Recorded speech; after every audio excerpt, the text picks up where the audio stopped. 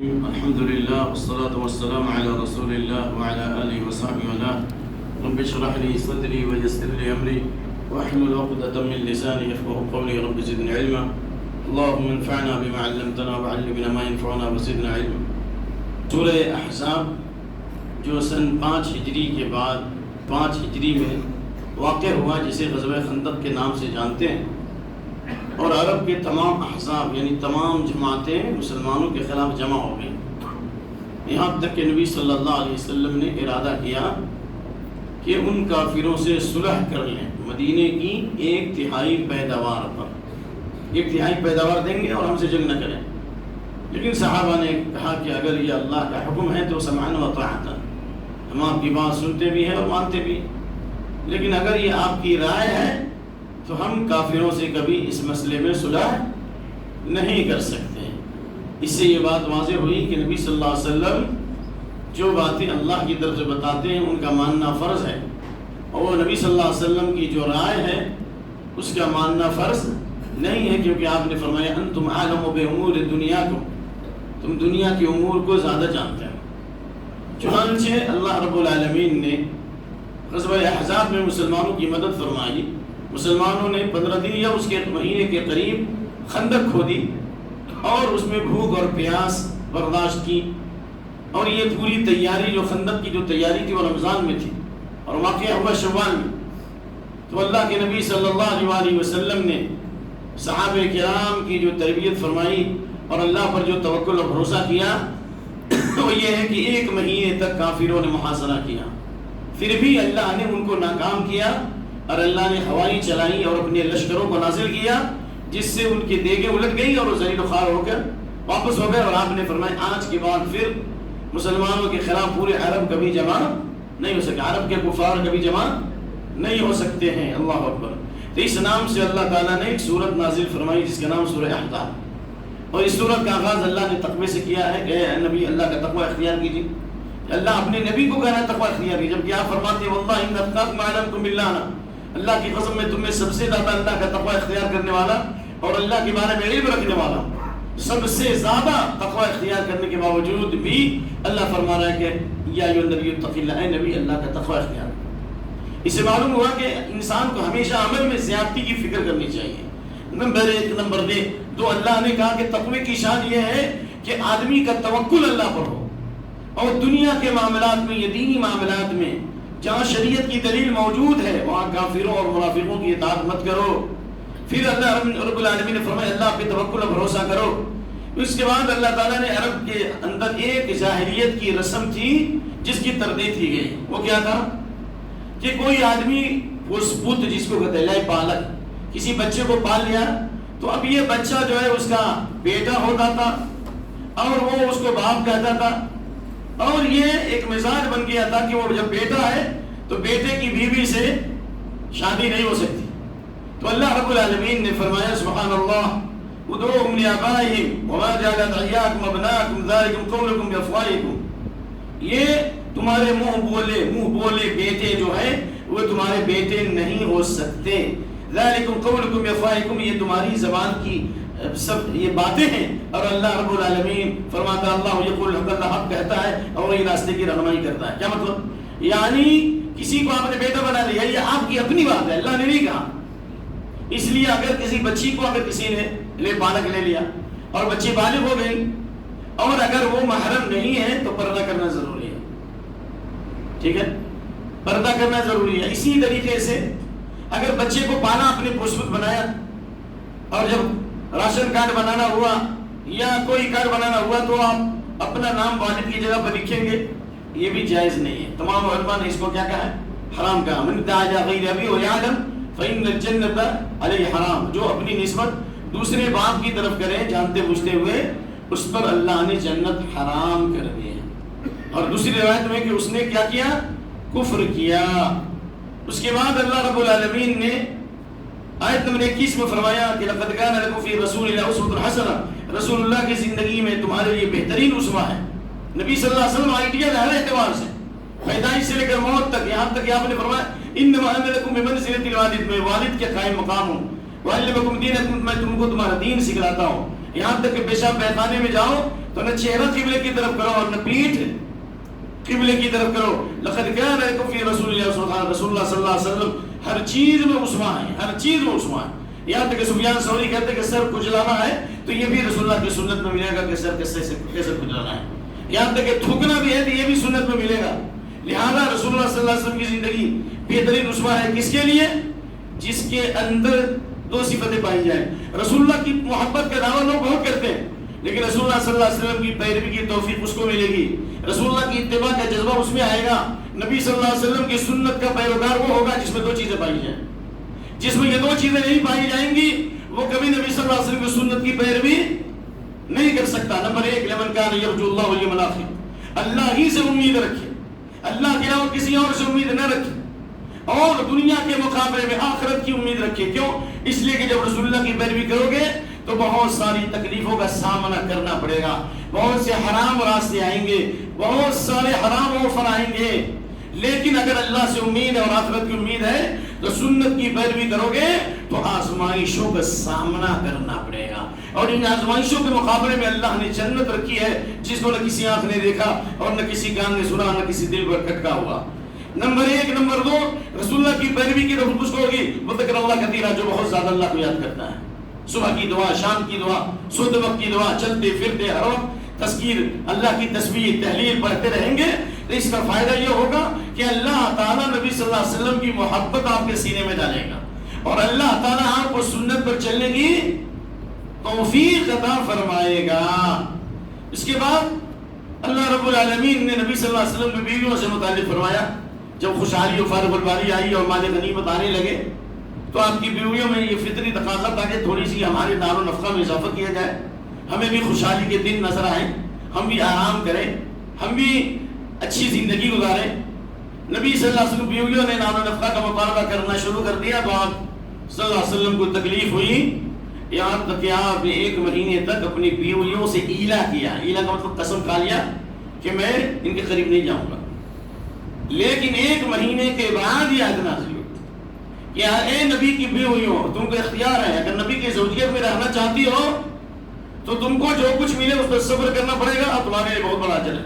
اور اگر تم دنیا چاہتی ہو، اگر دنیا کا باغ و بہار چاہتی ہو تو اللہ نے فرمایا کہ ہم تم پر نعمتیں نشاور کریں گے، دنیا کی نعمتیں دیں گے، لیکن نبی کی زوجیت سے نکلنا پڑے گا. اور اگر وَإِن كُنتُمْ تُرِدْنَ اللَّهَ وَرَسُولَهُ، اور اگر تم اللہ کو چاہتی ہے اور آخرت کو چاہتی ہے تو تمہیں صبر کرنا پڑے گا. اس لیے تمام بیویوں نے نبی صلی اللہ علیہ وسلم کو اختیار کیا اور آپ صلی اللہ علیہ وسلم کی بیویاں رہی موت تک، دنیا میں بھی اور آخرت میں بھی رہیں گی. ما شبع آل محمد من خبز الشعیر حتی قبض رسول اللہ صلی اللہ علیہ وسلم. رسول اللہ صلی اللہ علیہ وسلم گھر والوں کو جو کی روٹی نصیب نہیں ہوئی پیٹ بھر کے، یہاں تک کہ رسول اللہ صلی اللہ علیہ وسلم دنیا سے چلے گئے. کیا مطلب ہے؟ یعنی جان بوجھ کے بھوکا نہیں، اللہ نے آزمائش میں ڈالا، صبر کیا. نبی کے گھر والوں کو جو کی روٹی بھی بھر پیٹ نصیب نہیں ہوئی، یہاں تک کہ نبی صلی اللہ علیہ وسلم دنیا سے چلے گئے. یہاں تک کہ ایک چاند نکلتا، پھر دوسرا، پھر تیسرا چاند نکلتا، وَلَا يُوقَدُ فِي بَيْتِهِ نَارٌ، اور آپ کے گھر میں چولہا بھی نہیں پھونکا جاتا تھا کیونکہ آپ نے آخرت کو سامنے رکھا. آپ نے اپنی بیویوں کی تربیت آخرت پہ کی ہے. لہذا جس کو آخرت یاد رکھنی ہے دنیا میں کسی کی خواہش پوری نہیں ہو سکتی، چاہے جتنی دولت آ جائے. ہزاروں خواہشیں ایسی کہ ہر خواہش پہ دم نکلے، ہزاروں خواہشیں ایسی کہ ہر خواہش پہ دم نکلے، بہت نکلے پھر بھی دل کا ارواں کم نکلے. یعنی انسان کے پاس اگر 10 کروڑ روپیہ ہے، اللہ تعالیٰ آپ لوگوں کو نمازیں چاہتے ہیں کہ سب کو 10 کروڑ روپیہ دے، خوب زکات نکالنے والا ہو جائے. لیکن اگر 10 کروڑ بھی روپیہ ہے تو پلاننگ آپ کی 20 کروڑ کی ہوگی، یاد رکھیں. کیونکہ انسان کی عمر 60-70 ہے لیکن اس کی پلاننگ جو ہے 500 سال کی، 100 سال کی، 200 سال کی. اور اس کی جتنی پلاننگ ہے اس میں جو ہے 2 باتیں نہیں لکھی رہتی، مرنا ہے یا نہیں، یہ بھی اس ایجنڈے میں نہیں ہے. کبھی مرنا ہے، آپ نے اتنے سارے پلان بنائے ہیں، بچے کی شادی کرنی ہے، بلڈنگ بنانا ہے، سپر مارکیٹ قائم کرنا ہے، اور جو اللہ والے متدین میں کرتے، لیکن مرنے کا کوئی پلان نہیں. اور اسی طریقے سے آخرت کی کھیتی کو ہم کو سب و شاداب کرنا ہے، دنیا کے مقابلے میں آخرت کا گھر بنانا ہے، اس کی فکر بہت کم لوگوں کو ہے. تو اس لیے اللہ رب العالمین نے نبی صلی اللہ علیہ وسلم کی بیویوں کی فضیلت بیان فرمائی کہ جب انہوں نے آخرت کو یاد کیا تو اللہ تعالیٰ نے ان کی تعریف کی. اور کہا تم میں سے جو آدمی اللہ اس کے رسول کی اطاعت کرے نیک عمل کرے ان کو ڈبل اجر دیں گے اور ان کے لیے پاکیزہ روزی تیار کریں گے. اور کہا ہے نبی کی بیویوں تم عام عورتوں کی طرح نہیں ہو, اگر تم تقوی اختیار کرتی ہو تو چہرے سے کے پردے سے پہلے زبان کا پردہ کرو. زبان کا بھی پردہ ہے, عورتیں میٹھی زبان سے بول نہیں سکتی, آواز کا بھی پردہ ہے. اس لیے عورت اذان بھی نہیں دے سکتی اور اقامت بھی نہیں کر سکتی. عورت اذان دے سکتی ہے؟ نہیں دے سکتی نا. کیوں نہیں؟ لے شاعری تو عورت نہ اذان دے سکتی ہے, اقامت کر سکتی. صحیح, کیوں؟ عورت کی آواز پڑتا ہے. اور امام اگر نماز میں غلطی کرے تو مرد پیچھے کیا کہیں گے؟ سبحان اللہ. عورتیں کیوں نہیں؟ کیوں آواز نہیں؟ کیوں آواز میں مٹھاس ہوتی ہے. کسی کی آنکھ میں جادو, تیری زبان میں آواز کا پردہ ہے. یہاں بھی اللہ تعالیٰ نے فرمایا کہ فلا تخضعن بالقول, گاہی بولی مت بولو, میٹھی بولی مت بولو. یعنی اس کا مطلب ہے بات کرنا جائز ہے, سوال کرنا جائز ہے, لیکن اس کے اندر مٹھاس نہ ہو. کیوں؟ فیطمع الذی فی قلبہ, کہ جس کے دل میں بیماری ہے, یعنی شہوت کی بیماری ہے, اس کے اندر زنا کی لالچ پیدا ہو. اللہ, وہ بھی اس روشن زمانے میں جب رحمت الہی کا نزول ہوتا تھا اور اللہ کی وحی نازل ہوتی تھی, جبریل امین نازل ہوتے تھے, صحابہ کی تربیت تھی. اس وقت کہا جا رہا ہے کہ نبی کی بیویاں امت کے لیے ماں ہے. وازواج امہاتہم, نبی کی بیویاں امت کے لیے کہا ہے ماں ہے. پھر بھی کہا جا رہا ہے کہ نبی کی بیویاں بھی میٹھی بولی نہ بولے, ورنہ ہم لوگوں کے دل میں بھی برائی پیدا ہوگی. تو جو عورتیں موبائل پہ بات کرتی ہیں یا جو تقریر کرتی ہیں اسٹیج پر بہت میٹھے انداز میں اور ہاتھ ایسے اشارہ کر کر کے, اس بارے میں کیا خیال ہے؟ بولیے. بیان مختصر کر سکتے اردو کو, لیکن اشارہ کرنا اور نقل و حرکت کرنا یہ سلف کا طریقہ نہیں رہا ہے. علامہ البانی نے کہا هذه بادرة خطيرة وسنة سیئة, یہ بہت بری بدعت ہے جو اس دور میں پیدا ہو گئی. میں یہ نہیں کہتا کہ بھائی جو عورتیں دعوت کا کام کر رہی ہیں اللہ ان سے ہزاروں کو ہدایت دے رہا ہے, لاکھوں لوگ فائدہ اٹھا رہے ہیں, ہم ان پر پابندی نہیں لگاتے, لیکن جو انداز ہے سادہ انداز جس میں زبان میں مٹھاس نہ ہو, اور جس طرح نبی کی بیویوں کے بارے میں اللہ نے کہا وَقُلْنَ قَوْلًا مَعْرُوفًا, سادہ بولی بولو, معروف بولی بولو. اس آیت کی تفسیر میں ابن عباس کہتے ہیں کہ امرہن بالمعروف, اللہ نے نبی کی بیویوں کو بھی بھلائی کے حکم اور تبلیغ کا حکم دیا. نبی کی بیویوں کو بھی کہا وَقُلْنَ قَوْلًا مَعْرُوفًا, معروف بات بولو, دستور کے مطابق بات بولو, میٹھی بات مت بولو. یعنی اس میں بھی اللہ نے عورتوں پر بھی تبلیغ فرض کیا ہے, لیکن مٹھاس نہیں ہونی چاہیے. اس کے بعد اللہ نے فرمایا کہ اپنے گھروں میں ٹک کر کے رہو. ٹک کا مطلب کیا ہوا؟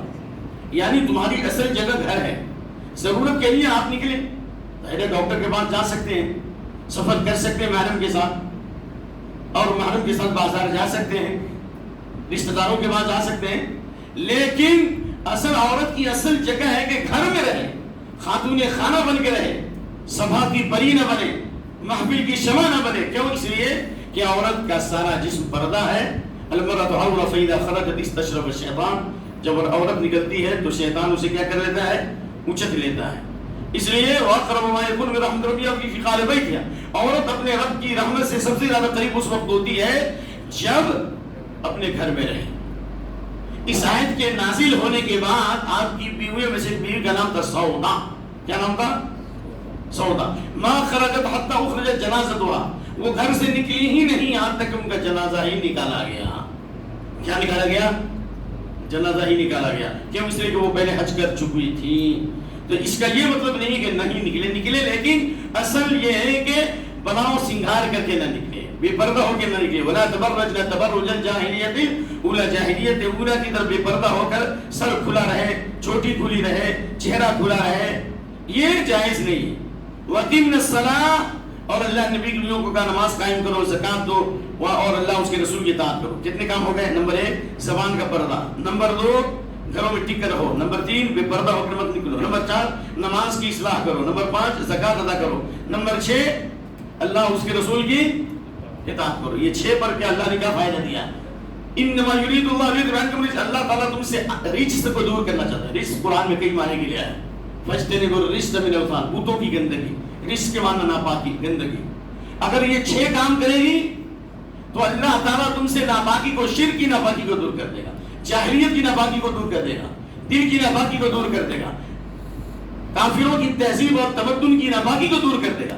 اگر یہ 6 کام نہیں کرے گی تو اللہ تعالیٰ تم سے گندگی اور ناپاکی کو دور نہیں کرے، بلکہ اللہ کذالک یجعل اللہ الرجس علی الذین لا یعقلون، اللہ گندگی اور ناپاکی ڈالتا ہے ان لوگوں سے جو عقل سے کام نہیں لیتے۔ سمجھ میں آ گئی بات نا؟ پورے طور پہ سمجھ میں آئے گی، آدھی سمجھ میں آئے گی۔ چلیے اس کے بعد اللہ تعالیٰ نے فرمایا اللہ چاہتا تمہیں رزق دور کرنا، اور رزق کا ایک معنی ہے عذاب۔ رزق کا معنی کیا آتا ہے؟ عذاب۔ اے عورتوں چاہتے ہو کہ اللہ عذاب دور کر دے، گھر میں محبت کا ماحول ہو، بیویاں بیٹے تمہاری آنکھوں کی ٹھنڈک بنے، گھر کا ماحول خوشگوار ہو، تو یہ سے کام کرو۔ ورنہ جو عورتیں بے پردہ ہو کر باہر نکلتی ہیں، اکثر میاں بیوی میں اختلاف ہوتا ہے، بچے کی تربیت نہیں ہوتی ہے، بچے خراب ہو جاتے ہیں، بیٹیاں خراب ہو جاتی ہیں، اب تو ہم سے زیادہ جانتے ہیں۔ اس لیے یہ بھی معلوم ہوا کہ شاپنگ سینٹر کی زینت بننا، کلبوں کی زینت بننا، کال سینٹر میں جانا، کیا خیال آپ کا؟ یہ درست ہے؟ حرام ہے، یہ شیطانی فتنہ ہے۔ اس کے بعد اللہ نے کہا وَاذْكُرْنَ مَا يُتْلَىٰ فِي بُيُوتِكُنَّ مِنْ آيَاتِ اللَّهِ وَالْحِكْمَةِ، تمہارے گھروں میں جو اللہ کی آیتیں اور حکمت پڑھی جاتی ہیں ان کو یاد کرو۔ اللہ کی آیتوں سے بڑا قرآن اور حکمت سے بڑا سنت، یعنی گھروں میں قرآن و سنت کا علم حاصل کرو۔ یہ نہیں کہا گیا کالج میں جاؤ، بھائی کالج اگر عورتوں کا الگ بنا ہے تو وہ بھی گھر کے برابر ہے جس کو بنے، لیکن مخلوط تعلیم کو ایجوکیشن یہ اس آیت کے خلاف ہے۔ اپنے گھروں میں اللہ کی آیتوں کو اور حکمت کو یاد کرو۔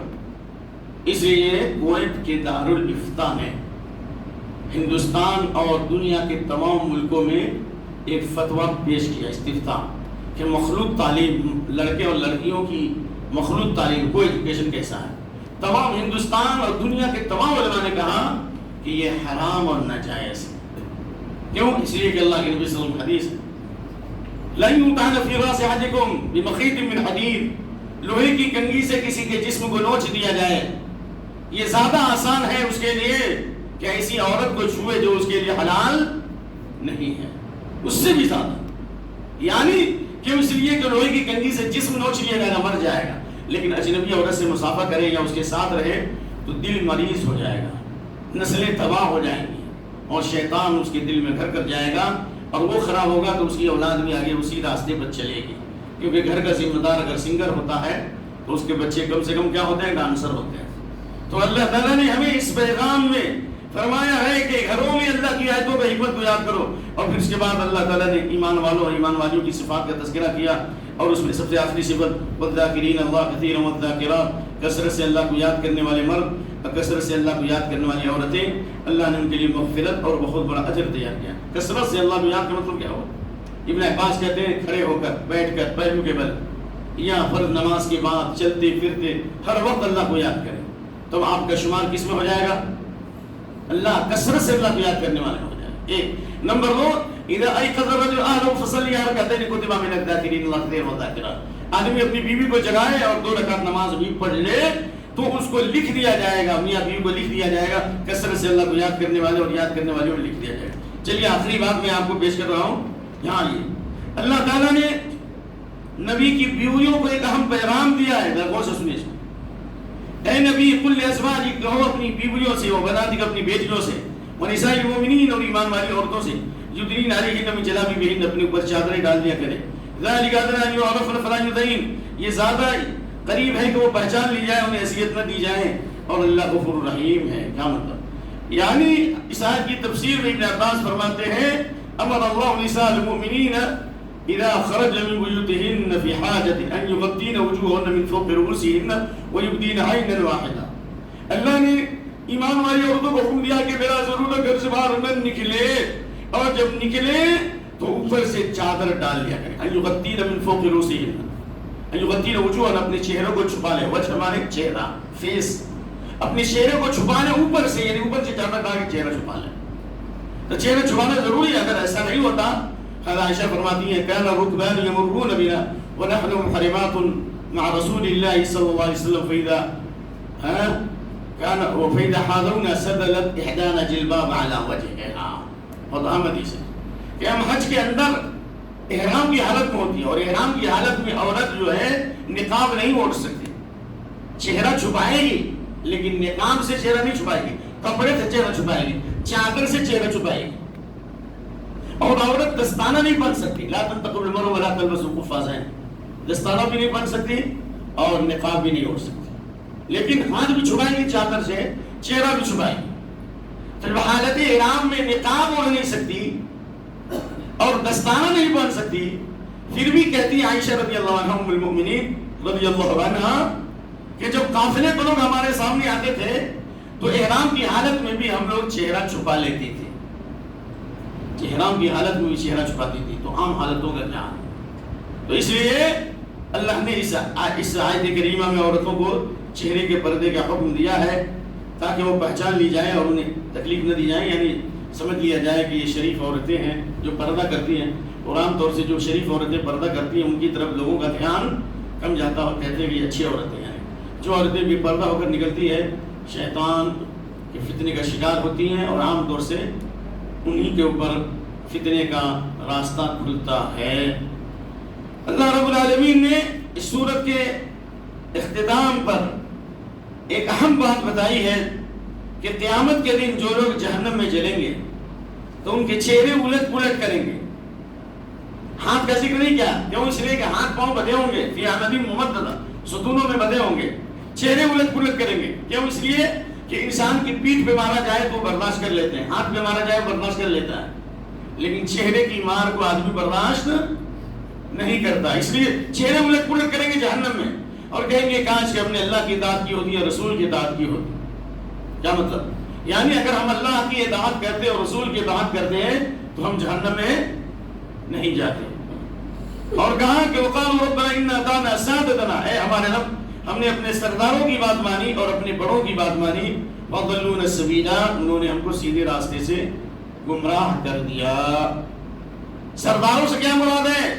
لیڈروں کی بات مانی، اس کی بات لیڈروں کی بات مانی۔ قرآن کی تفسیر حضرت ابن کثیر نے کی، علماء کی بات مانی، یعنی علماء کی پرستش کی۔ ارے علماء کی بات ماننے احترام کرنا ٹھیک ہے، لیکن اس کی ہر بات مانو، چاہے قرآن حدیث کے مطابق ہو یا قرآن حدیث کے خلاف نہیں۔ جو قرآن حدیث کے مطابق وہ بات مانیں گے، جو قرآن حدیث کے خلاف ہے وہ بات علماء کی نہیں مانیں گے۔ اسی لیے تو اللہ نے یہود و نصارہ کے بارے میں کہا اتخذوا احبارهم ورهبانهم اربابا من دون اللہ، انہوں نے اپنے عالموں اور عابدوں کو اللہ کے علاوہ کیا بنا لیا؟ رب بنا لیا۔ حضرت علی بن حاتم نے کہا کہ ہم نے جب کرسچن تھے تو ہم نے تو اپنے علماء کو رب نہیں بنایا، ہم نے ان کو سجدہ تو نہیں کیا۔ رب بنانے کا مطلب سجدہ کرنا۔ آپ نے فرمایا الیس تحلون ما حرم اللہ وتحلونه، کیا جس کو تمہارے علماء نے حلال کیا اس کو تم نے حلال سمجھا، اور جس کو تمہارے علماء نے حرام کر دیا اس کو کیا سمجھا؟ حرام سمجھا۔ حالانکہ قرآن کی آیت اس کے خلاف ہے اور اللہ کے رسول صلی اللہ علیہ وسلم حدیث بھی اس کے خلاف ہے، لہذا یہ جہنم میں جائیں گے اور کہیں گے کہ اللہ ان لوگوں کو جنہوں نے گمراہ کیا ان کو ڈبل عذاب دے، ان کو بہت بڑی لعنت کر۔ اس کے بعد اللہ نے ایمان والوں کو دو باتیں ہم بتائی ہیں، اگر دو کام کرو گے تو تمہاری دنیا اور آخرت کے سارے مسائل حل ہو جائیں گے۔ نمبر 1، اتقوا اللہ، تقوی اختیار کرو، پرہیزگاری، علم کی روشنی، علم حاصل کرو، علم کی روشنی میں عمل کرو، یہ تقوی ہے۔ اور علم کی روشنی میں حرام سے بچو اور اللہ کے عذاب سے ڈرو، یعنی علم کی روشنی میں حلال کو کھانا اور علم کی روشنی میں حرام سے بچنا، یہ تقوی ہے۔ اور نمبر 2، سچ اور اچھی بات بولو، حق بات بولو۔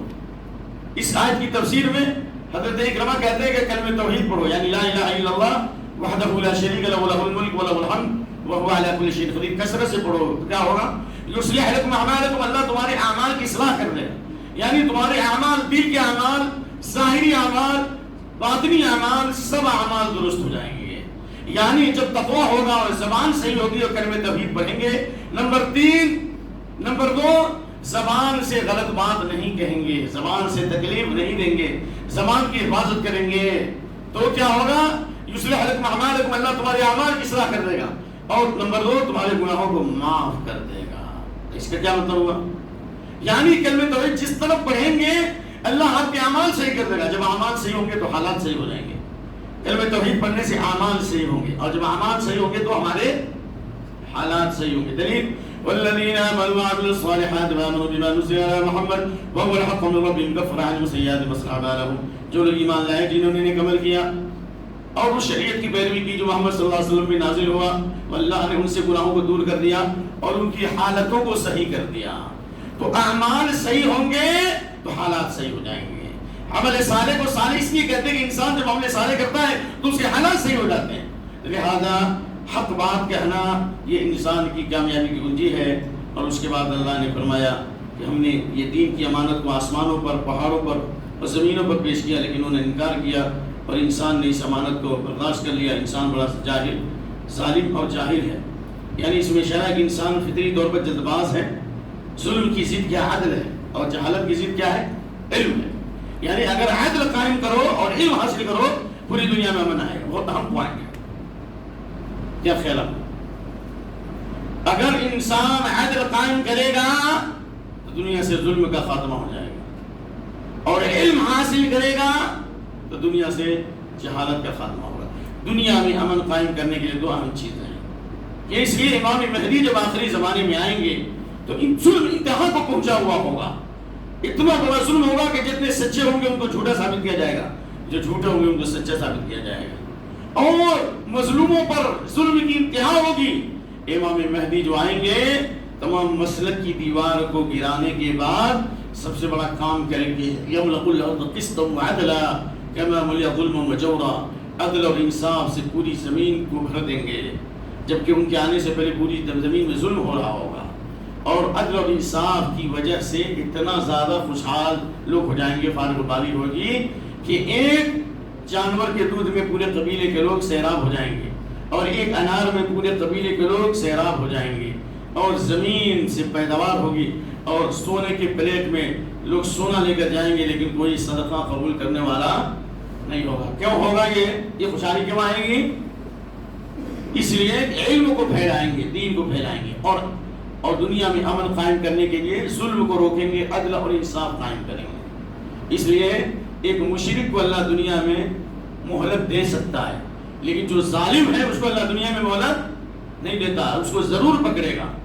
یہ چند باتیں تھی جو میں نے آپ کے سامنے بکھری پیش کی ہیں۔ ہو سکتا ہے کچھ باتیں آپ کو سمجھ میں آئی ہوں گی، اور کچھ باتیں اگر آپ کو نہیں بھی سمجھ میں آئی ہیں تو معاف کر دیجیے، اس لیے کہ میں یعنی مکمل طریقے سے ذہنی طور پر شرح صدر کے ساتھ بیان نہیں کر پایا، لیکن اللہ سے دعا ہے کہ اللہ تعالیٰ جتنے ہمارے بھائی لوگ یہاں آئے ان کی نمازوں کو قبول فرمائے، ہم میں جو بدبخت ہیں اللہ ان کو نیکبخت بنائے، جو قرضدار ہیں اللہ ان کے قرضوں کو دور کر دے، اور اللہ ہم سب کی مغفرت فرما دے، ہماری بیویوں بچوں کو آنکھوں کی ٹھنڈک بنا دے، اللہ ہمارے والدین کی مغفرت فرما، تمام اہل ایمان کی مدد فرما، مسجد اقصیٰ کی بازیابی فرما، جہاں جہاں مسلمانوں میں انتشار ہے اللہ ان کے انتشار کو ختم کر دے، ان کے دینوں کو جوڑ دے، اللہ امن قائم فرما، اس ملک کی اللہ حفاظت فرما، جو اسلام دشمن طاقتیں اس ملک کو تباہ و برباد کرنا چاہتی ہیں اللہ ان کی حق میں ہدایت کا فیصلہ فرما، یا ان کی سازشوں کو ناکام کر۔